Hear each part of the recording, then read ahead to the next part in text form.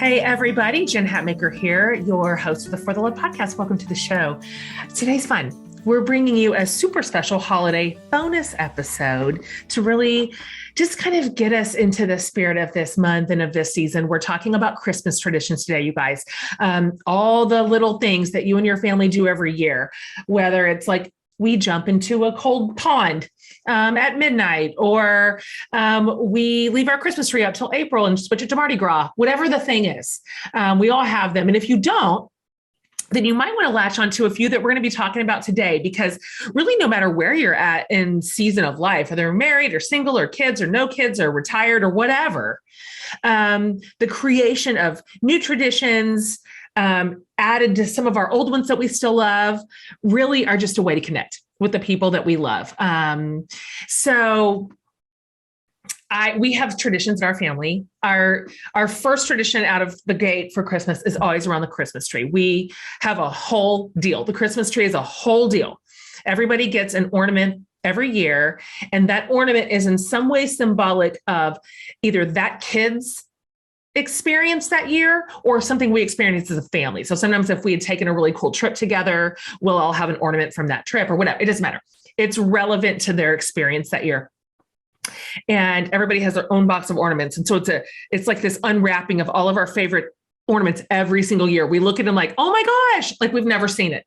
Every time it's fun. And then we decorate the tree together, turn off all the lights, light the tree up, and then we watch a Christmas movie. We do it every single year. And so it's one of my favorite things that we do. And so we're talking today with a really fun guest, a really, really fun guest and a pretty guest, who's going to share her take on traditions too. In fact, she wrote a whole book about that very thing, and it's called Life from Scratch, Family Traditions That Start With You. So today, look alive, team, because we've got Vanessa Lachey, you guys. She is the one and only. What I love about her take on the holidays throughout this book, which I got a couple of weeks ago, is that she personally did not grow up in an idyllic family with a lot of traditions at all in her life. And so because of that, she kind of had to start from scratch, which is why her book is called Life from Scratch, with her husband, Nick, and their 3 kids and her own imagination. So if you don't already know this about her, Vanessa, she's a model, she's an actress, she's a TV host. She's been a correspondent for Entertainment Tonight, for MTV. She's married to one of our favorite pop icons from the 90s, Nick Lachey. And now she is on NCIS, which I called CPS or something to her. So that was really great, you guys. But she's darling. And I got some great ideas today from our conversation. One of the things she said about friend birthday, I'm taking this one to the bank. But it's packed in her book, and we sprinkle it throughout this whole conversation. And I think you're going to love it, and you're definitely going to love her. So I'm pleased to share with you my conversation with the absolutely lovely Vanessa Lachey. Okay, Vanessa. Hi, I'm so happy to meet you. I'm so happy to have you on the show. Thanks for doing this. Thank you for having me. I guess this is the way of the world now, is meeting online. Yeah. Hi, my name's Vanessa. So listen, I love having you here, particularly around this conversation. We're talking about Christmas traditions, obviously, and you talk about this in your book, among other things. One thing that I thought was interesting, because your book is darling, Vanessa, like all the pictures, the family pictures, it's so wonderful to get to like peek into your family and into your life. It's so beautifully shot, and it's chock full of ideas. So you said in your book, you didn't really have a lot of traditions that you clung to growing up. I wonder if you could talk about that a little bit, what that was like for you. What was your comeuppance here? And at what point did you decide, this is going to be different for me and my family? I'm going to run a different operation. Well, I was an Air Force brat. So what I mean by that is my dad was in the military, and they call kids of military, Air Force brat, Army brat. Yep. And I grew up in 8 different schools, my first 9 years of school. And I just remember growing up wanting home and not really knowing what that was, wanting my grandma down the street, wanting My best friend who, like, when you watch the movies and the guys have the like cans with the string, like the neighbor boys, and they're like, "Hey, are you awake?" Or it's like the walkie. I just never had that because I was never in a place long enough to really develop that. That being said, I do believe in my heart of hearts that the childhood I had is what enabled me to have the career that I have now and the life that I have now, both in the way that it's made me social, outgoing, empathetic, understand all that we're all cut from the same cloth, but we're not. We all cry when we're sad, we laugh when we're happy. And no matter what culture, what economic background, what part of the world we live in, we all kind of beat to the same emotional drums in terms of all of those things exist in us humans. So I've had so many life lessons with the past, but I think the thing that I was craving was comfort. And so if I thought, well, I don't want to change the fact that I grew up in so many different places. Case in point, I had an opportunity to move to Oahu for my job. And Nick's like, well, what does this mean to our kids and their friends? And I'm like, you know what? This is, I think, a great opportunity to expose them to a new culture and to different people and to, in a way, force them to be a little more outgoing and introduce themselves or reinvent themselves with things that they weren't proud of in the past, whatever. They're too young for that, but that's an opportunity as you get older. And when I think of comfort, smells come to mind, candles, meals, and then times of year, the holidays, birthday. I remember a lot of birthdays I was really sad. And if I'm being completely honest, I remember a lot of Christmases I was really sad and I felt very alone. I felt very just unfulfilled. And so the mold I wanted to break with that is what can I do what can I listen to my kids, what they want and what makes them happy and what do they love doing? And luckily for me, two of my three love cooking. So in the kitchen we are, and Camden just loves it being about him. And so on his birthday, I print out the entire year of his past year. I probably do 30 pictures and I put them on clothesline with like little clothespins and balloons. And I'm like, this was your whole year from 67. This was your year, dude. So great. And then it's there for like the whole month of September. We make it about him. We do the party. My daughter's less into that. She's more into, I want to make things with you. I want to create with you. So a lot of, recipes that are very easy that anybody can find online. I've just changed it and adapted it to her and to our family. Yeah. And so, yes, people are going to read the book and go, oh, I know this, or I know that, or I can Google this or that. Yes, you can. Yeah. And I encourage you to, and then change it, make it your own, make it something that reminds you of your family, make it something that your family loves. And what happens is when you start doing these habits, you start creating these moments that ultimately become your traditions, which are things that your kids can remember a smell and go, oh my gosh, that reminds me of my mom. It's so real. Or music, like Frank Sinatra, I play when I'm cooking Italian. I know that's cliche, but my kids are like, oh, I know this music. This is like the Rat Pack. It reminds me of mom in the kitchen. And totally. And that's what life is about. It really is. And I'm ahead of you on the parenting journey. I have 5 kids. And I know that's a fair reaction. Like that is I love that. Overreaction. Wow. Okay. So they're like 15 to 23. So I've now seen what it's like when you bake in these rhythms into your family, these like favorite things, these little best practices. At the time, none of it feels like you're creating a family story, but you are because they get to my kids' age and this is kind of core to their family identity at this point. This is what we did. This is what we ate. This is what we sang. Yeah. This is what we said. This is how it smelled. All of it is, they're all simple. They're easy little simple levers to pull to your point. It's not, we're not creating, not reinventing the wheel. No, but all together, it builds this family story that we really just get one pass at, They're only here for a minute and they are gone. And so when this episode releases, Life from Scratch will have been out just for 2 weeks. And so since you came up with or adapted so many of these traditions and special ideas yourself, it's got to be meaningful to see people begin to like respond to what you've created. What have you sensed and gathered thus far from the community, from your early readers, from everybody? The one thing that I've gotten out of this, that it's so funny because it wasn't my purpose going into it, but now it's a newfound purpose, is that so many people are open to the vulnerability I've exposed, in the sense that I didn't have a mother growing up. And then to further that my childhood wasn't perfect. And that's disrespect to my dad and stepmom, who are in our lives now and are incredible and amazing, but they will admit, like, my dad is in the military. So while he was in Somalia or Botswana or Afghanistan, my stepmom was home, and she's like, and I didn't want kids, and I had to raise you. And so it was a very rocky start. And I've had so many people say, thank you for opening up about that and making the people we see on TV or on Instagram or on social media be more real, because we are. Like, I don't have that picture perfect past. That being said, just because my parents aren't in my life, it doesn't mean that someone whose parents are in their life aren't. We all have our own obstacles. That's and I think the point of this is that people have really resonated with the imperfection.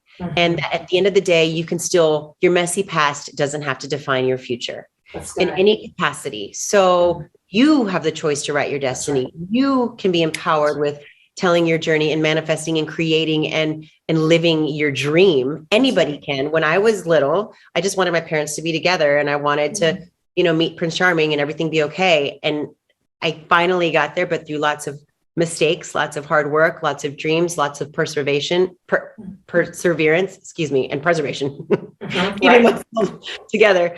But I think that that's something that I was like, wow, I didn't realize how many people latched on to having a messy past.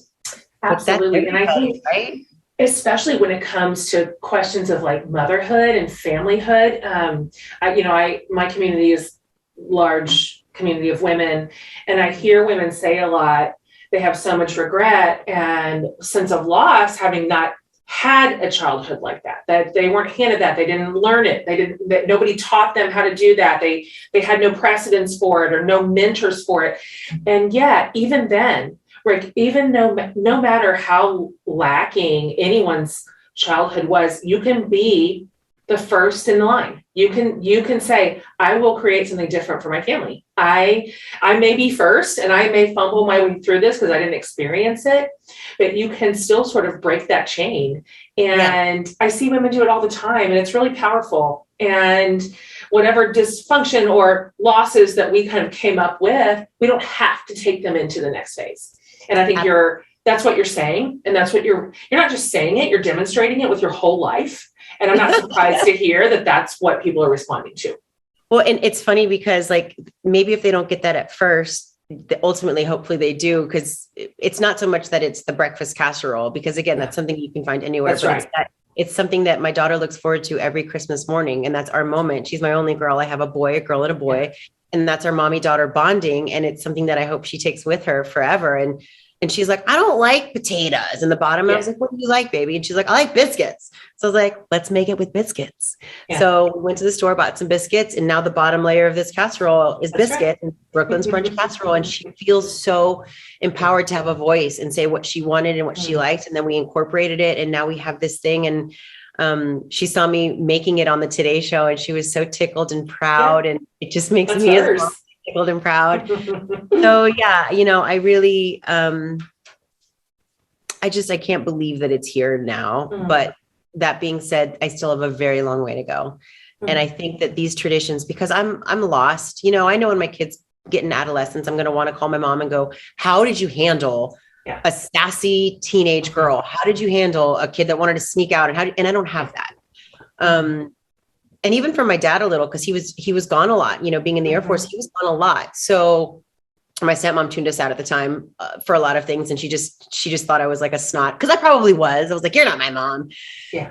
That all being said, the things that keep me sane are these things that I do in our life. Like you said, it's like a glimpse into our life. And I know, as silly as it sounds, it's the black and white that gets me through every season, every day, every moment. Because there are a lot of good in between, and there is a lot of hard and tough and sad and bad in between. I mean, it's life. That's life.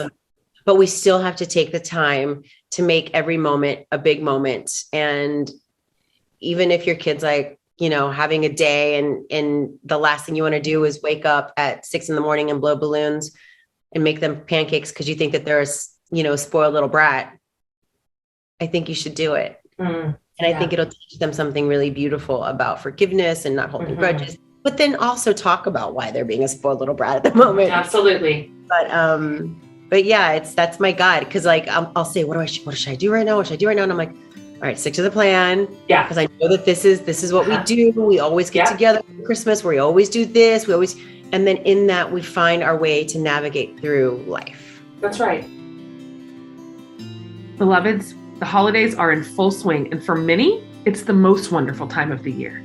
But for others, it can be challenging and even triggering. If this is where you're at, I'm here to tell you that you're not alone in this, first of all, and also offer you a gentle nudge that therapy could be the best gift you give yourself this season. Whether you're a complete newbie to talk therapy, or maybe you just need to reprioritize it again in your life, BetterHelp is an excellent professional counseling resource to press start here. It's a convenient and affordable access point because it's all online. You literally start communicating with a therapist in under 24 hours, straight from your phone or laptop or tablet. BetterHelp's licensed counselors have a broad range of specific expertise categories like depression or stress, anxiety, relationships, trauma, family conflict, like you name it.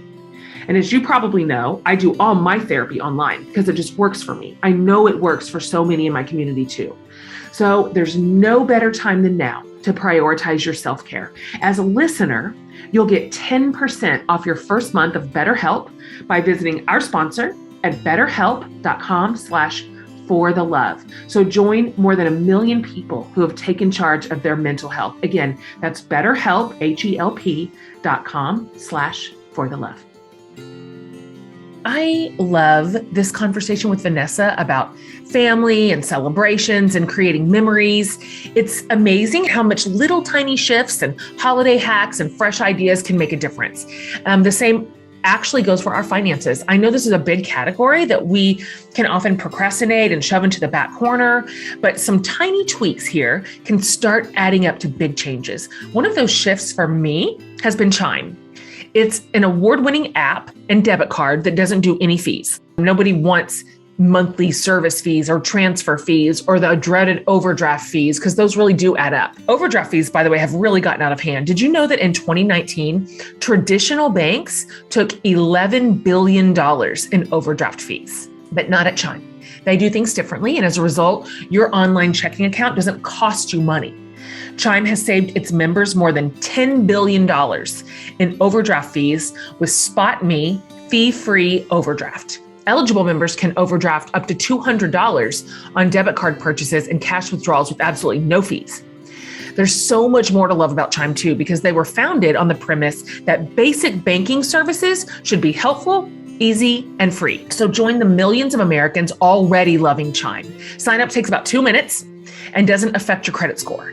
So get started today at chime.com/forthelove, chime.com/forthelove. Banking services provided by and debit card issued by the Bancorp Bank or Stride Bank NA, members FDIC. SpotMe eligibility requirements apply. Overdraft only applies to debit card purchases and cash withdrawals. Limits start at $20 and may be increased up to $200 by Chime. Chime member overdraft fee savings based on eligible members' use of SpotMe, the $33 average overdraft fee. Overdraft fee data based on Bankrate checking account survey and CRL June 2020 overdraft fees report.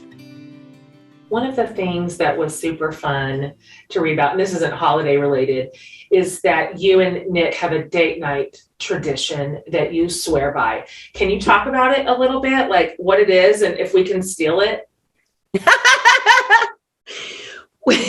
I just love how you're like, and then can we steal it? We steal all of the things from the book. Well, it's kind of, so the general idea is the date night tradition that I swear by, but the detailed part of it is we share a birthday.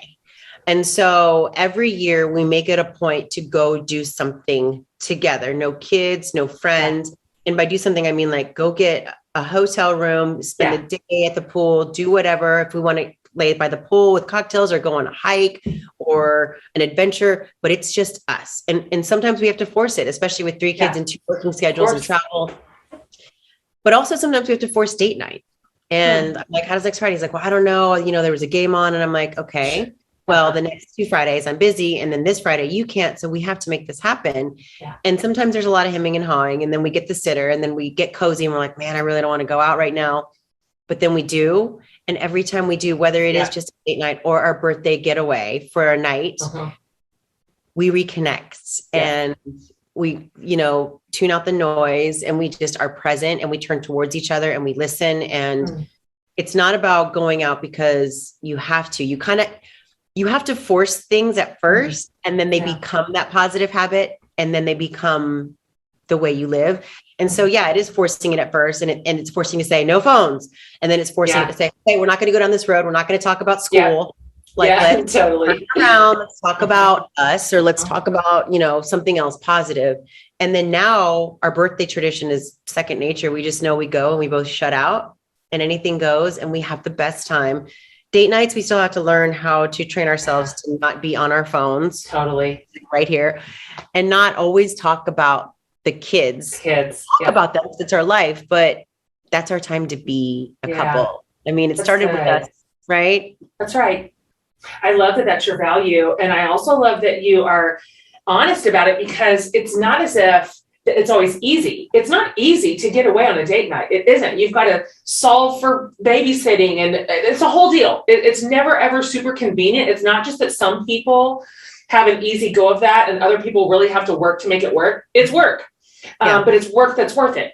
And the payment, the ROI on that kind of investment, that's a long-term investment. It's hard to log zero investment for a really long time and then try to dump it all at the end. It just won't stick. So this is one of my favorite things that you say. I know Thanksgiving has just passed, but for a lot of people, Thanksgiving or even Christmas, like the feast, the gathering, this is go time. Like we're in it. This is Mecca. So for you, because this is one of your things, you're good at this.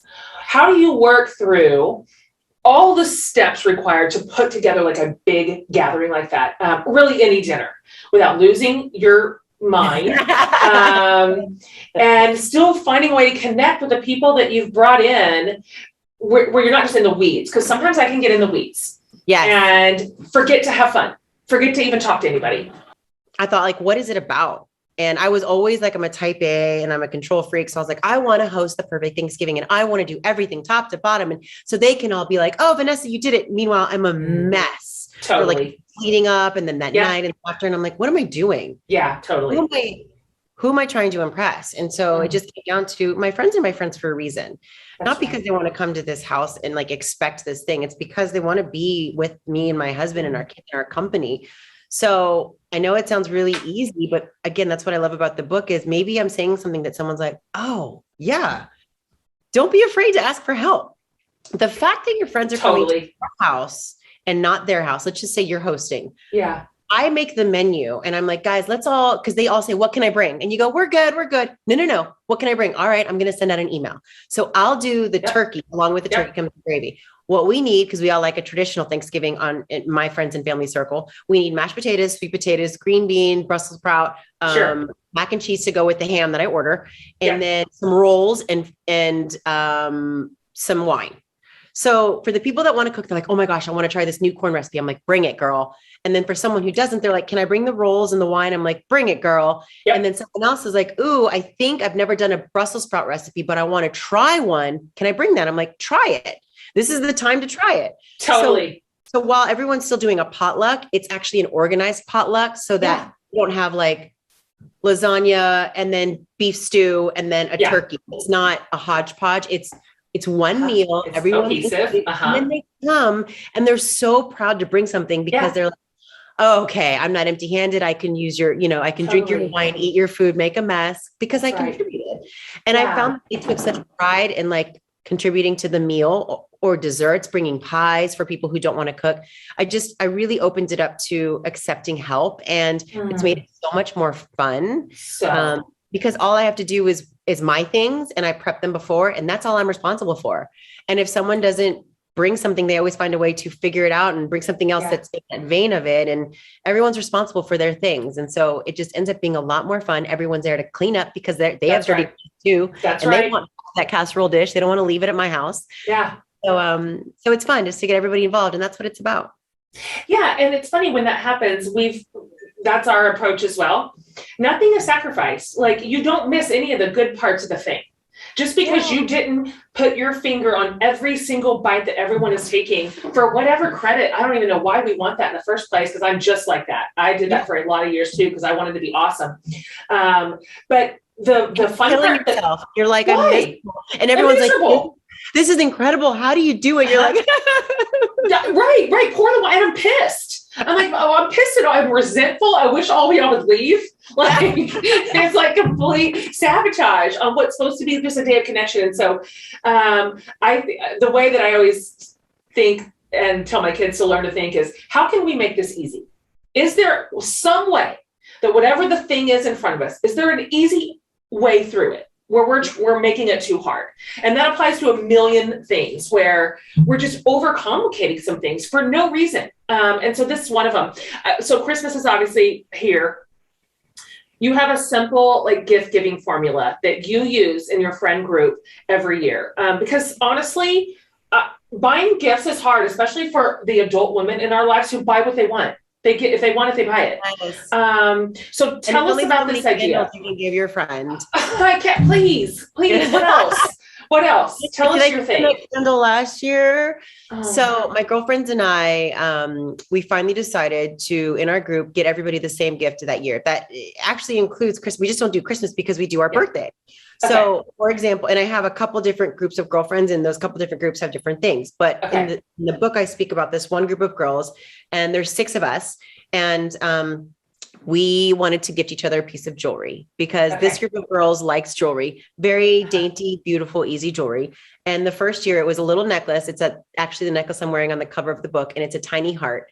And recently, it was confiscated by my daughter, Brooklyn, because I've been traveling for the book. And I love that. I'm like, did this just turn into like a thing? You know what I mean? She was like, Mommy, I have your heart. And I'm like, yes, you do. Always. Yeah, I love that. One. I love that. So we got my one girlfriend one, but we got it in rose gold. And we're like, man, I'm going to get that. I'm going to go get that. Where'd you get that? Okay, we're going to get that. And I was like, ooh, I like it, but I'd like it in yellow gold. And my one girl's like, I like silver. So then we were like, why don't we just get it for each other? Because we all pitched in to get it for her. And I think we all pitched in like $45. Yeah. Which if you get 5 girls to pitch in, whether $20 or $50, or if some people want to go crazy, it's 100, whatever it is, all of you pitch in. Yeah. It ends up being a nice chunk of money. A nice gift. So we get the same thing. So then we essentially have like friendship jewelry. So that year, our necklace.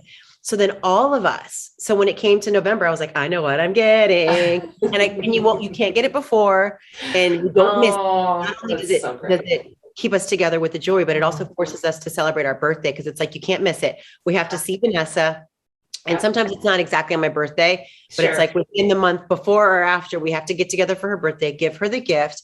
And then we also have a girls' dinner. So that's something that has taken a lot of stress out of all of my girlfriends and I are moms, working moms. And it's really nice at Christmas time to not go, oh my gosh, what am I doing? Or even at birthday times, like, what are you going to get, Jen? Well, I don't know. Well, last year I got our cans. Should we all pitch in? Well, what if you and I pitch in? Well, so-and-so's going to be upset because she didn't pitch in, and then she's going to want to get in on it. Oh my gosh. So now we all just pitch in the same amount and get the same thing. And every year it changes. This is so smart and so sweet. Like, what a sweet little connection that you have year after year. And then we got a bracelet one year, and then we got a ring one year. And my one girlfriend, she's from Dallas. She's like, can we up the price? Because I really want to get this other ring. And we're like, all right, listen, we're coming out of quarantine. Times are a little crazy. Let's pump our brakes. That's so... I love that. I really, really love that idea. My girlfriends are my life, my absolute life. And my lifeline. And we love to celebrate each other too. And that is just such a wonderful, perfect idea. It's easy. Like, how can we make this easy, but still so special and so connected? Great stories are powerful, right? That's why I love this podcast.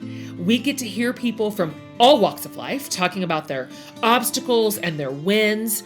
And you know another place we get to do that? The Jen Hatmaker Book Club. And I want you to join today, because if you love this podcast, you're going to love the book club. Here's the deal. Each month, we'll dive into a fantastic book, and we read all kinds of stuff, fiction, memoirs, self-help, all of it. Every single book is something I have read and loved, and I just know you will too. After you sign up, every month I'll send you a box with the book and other fun treats. Plus, your membership comes with a whole slew of perks. You get resources like reading plans, weekly summaries, discussion questions. Plus, you get tons of exclusive community stuff. You get access to our private Facebook group where you can connect with me and all your fellow members. And there's a monthly Facebook Live chat session with me and sometimes some surprise guests. Sometimes I pop into the Zoom meetings of our local chapters, which is always delightful. Plus, we do some cool stuff with the book's author. They curate these awesome Spotify playlists just for us. Plus, I record a podcast with the author or another special guest, and we talk about the book. It is an incredible way to cap it all off. And you know what makes a book club great? The people. This community is the kindest, most supportive group you can possibly imagine. So sign up today at JenHatmakerBookClub.com. We are here waiting to welcome you into the sisterhood with open arms. So join us at JenHatmakerBookClub.com today. Okay, back to our show. Okay, I have one more question. Professional connected, yeah. Thank you. Let's talk about New Year's real quick.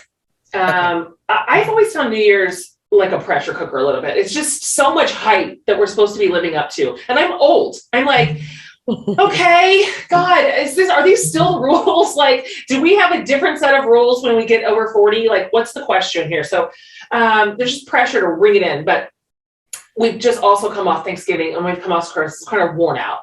Yeah. So how do we take the pressure off ourselves here to not necessarily have some grandiose New Year celebration? Although if we want that, we can have that. And maybe ring in the new year in a way that's meaningful and kind of sets the tone for 2022. Well, I think so. When I wrote about this and what we do, it's because I have kids. And I think that's probably the number one thing is people are like, my kids.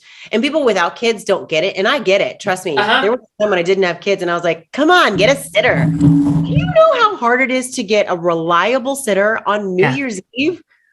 Like, you're definitely out past midnight because you have to New Year. So it just ended up becoming this huge stress. And we just finally said, like that's why I think we do other parties, whether it's our holiday party or an ugly sweater party, because come New Year, there's all this pressure when you can just have a great New Year's Eve which we do, but we still want to celebrate with our kids. So one of my girlfriends, 4 or 5 years ago, introduced me to New Year's Eve. So at 12 p.m., you can celebrate with the kids and your other friends and family that have kids. So what we did is we had everyone over and I had a huge ball drop. And at 11:59 a.m. So we got a donut truck and then you can have mimosas for the parents. So they're there, but they're there with their kids because they have to. You can't, like when you have kids, you actually love your kids and like your kids and do want to, see them for the most part. I know some parents are watching this like, I want to get away, but it's not always easy because you don't have family in town or you don't have sitters. So New Year's Eve, let's the whole family celebrate. The kids are having fun in the bounce house or whatever they're doing, whatever you decide to do for your party. And then at noon, you do 10, 9, 8, 7, 6, 5, 4, 3, 2, 1. Happy New Year. And it still is, December 31st. It still is New Year. You have a great time. You're there with the kids. You're a little worn out. And you're like, thank you for this, Vanessa. Then they go home. And then they get their kids a bath, put them in bed. And then you're just sitting there with your significant other and you don't feel like a loser not celebrating, but you can just put the ball on and just watch it and be like, we had a good day and it's going to be a good New Year. And we're not going to be hungover tomorrow when our kids are up at 6:30 in the morning. And which they will be. They will be. So I think it's just finding ways to reinvent celebrating and not have to constantly feel like you need to fit into the mold of what we all thought and were taught growing up, Like we always thought it was this glamorous New Year's Eve and that's right. The sequence dress out and like the makeup and hair extensions. And meanwhile, you're like, I can do that on my birthday when it's easier to get a sitter or like on a date night. Yeah. But for New Year's Eve, if you stay in, that's okay. Do something else and ring it in more meaningful. I love it. So for everybody listening, there are a million ideas like this. in Vanessa's book. Like this is what the whole thing is it centers around traditions and rhythms and family practices, but really like at its beating heart core, it's about being connected to your people. And so finding the ways to like speak one another's love languages and to create memories together. That's what this is. And so it's fantastic. They can get it anywhere books are sold, right, Vanessa? Anywhere books are sold. Yep, exactly. Go get it. This is the perfect time. We're just now, as we're recording this, we're just now steering into Christmas. So it's not too late to create any new rhythms, to replace any ones that aren't working for us anymore, that are, if they're stressful, how could we reimagine it? This is your idea book, you guys. And it's also beautiful, gorgeous photography. It's fantastic. Well done, you. It's wonderful. Did you have fun writing it? I had so much fun. What I didn't realize is how much of it, I think, like even when I was talking to my agent or our publisher, I was like, that's just something we do. And she goes, no, but that's a great idea that people don't really do. I'm like, really? It just, to me, like you said, it's kind of a glimpse into our life. And I love that. And so writing it, there's so much more that we do, but just writing it and seeing it and breaking it up into seasons and then kind of looking back in like a proud mom moment going, man, we did do this. Yes, and we did absolutely. Absolutely. Nobody will ever take that from you. It's fantastic. Hey, thank you so much for coming on the show. I'm so happy to have met you. Thank you. Thank you. Great to meet you. Beautiful holiday season. Thanks, you too. Okay, guys, traditions, they're ours to make. They're ours to keep. They're ours to change. They are ours to alter if we need to, and they're ours to start. So if you would love some more great ideas, you're definitely going to look up Vanessa's book, Life from Scratch. And it's on sale everywhere. You can get it anywhere you want. And it's like warm and heartfelt and so sweet to see inside their darling little family. So I'm super glad she came on for this bonus episode today, you guys. Very, very, very Merry Christmas and holidays to you. And here in the podcast world, we sure do love bringing you great guests and great conversations. And I hope you love this one too. See you next week.